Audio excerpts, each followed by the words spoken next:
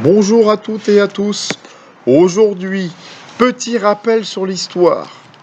La France et l'esclavage. 1642, Louis XIII autorise la traite des Noirs. 1672, une ordonnance royale encourage la traite privée en accordant aux négriers une prime de 13 livres par tête de nègre importée des colonies. Mars 1685, Louis XIV édicte le Code noir qui réglemente la vie des esclaves dans les colonies françaises. L'article 44 notamment dénie tout droit juridique et officialise le statut des esclaves comme des biens meubles que l'on peut posséder, vendre ou échanger. D'autres articles légitiment le châtiment corporel et la peine de mort. En 1766, dans un article intitulé « Traite des nègres » paru dans l'encyclopédie Dictionnaire raisonné des arts, des sciences et des métiers, Louis Jaucourt écrit « Cet achat de nègres pour les réduire en esclavage est un négoce qui viole la morale, la religion, les lois naturelles et tous les droits de la nature humaine. » En 1780, des organisations anti-esclavagistes voient le jour. Le 26 août 1789, Déclaration des droits de l'homme et du citoyen, le cas des colonies n'étant pas mentionné, elle ne s'y applique pas. 1791, des révoltes éclatent à Saint-Domingue, colonie française des Antilles composée à 90% d'esclaves. Ce territoire est surnommé le moulin à broyer les nègres.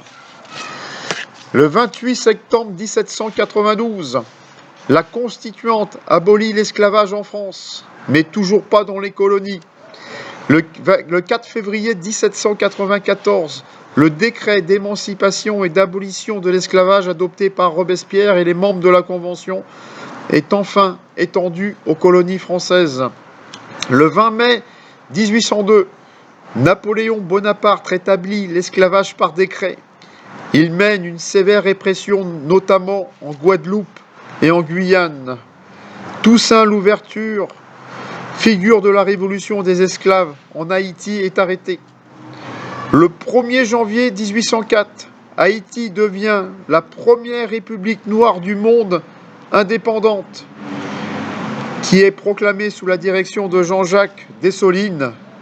Les anciens esclaves ont vaincu l'armée napoléonienne. En 1807, la suppression de la traite négrière est votée en Angleterre. 1814, la France s'engage par le traité de Paris à unir ses efforts à ceux de la Grande-Bretagne, en théorie seulement, car des navires négriers continuent d'affluer jusqu'en 1830. 1832, la France accorde aux mulâtres et noirs libres l'égalité civile et politique. 1834, création de la Société française pour l'abolition de l'esclavage. Le 27 avril 1848, sous l'impulsion de Victor Schweitzer, sous-secrétaire d'État aux colonies, la promulgation du décret d'abolition de l'esclavage. Le 22 mai 1848, proclamation du décret d'émancipation en Martinique, 74 000 esclaves émancipés.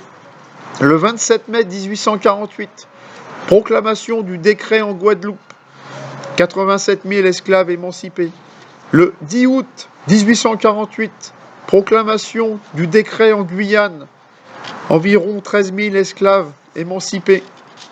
Le 20 décembre 1848, proclamation du décret à La Réunion, 62 000 esclaves émancipés. Le 30 avril 1849, vote de la loi qui fixe le montant des indemnisations aux colons. Le 23 mai 1998, commémoration pour les 150 ans de l'abolition, une marche réunit 40 000 personnes dans les rues de Paris qui réclament la reconnaissance de l'esclavage comme crime contre l'humanité. Le 10 mai 2001, la loi numéro 2001-434 du Parlement français tendant à la reconnaissance de la traite de l'esclavage en tant que crime contre l'humanité est voté par le Parlement avant d'être promulgué le 21 mai suivant. En 2006, Jacques Chirac fera du 10 mai la journée nationale des mémoires et de la traite de l'esclavage et de leur abolition. Petit rappel, le dernier pays à avoir officiellement aboli l'esclavage est la Mauritanie, en 1980, les amis. Bonne journée, tchuss!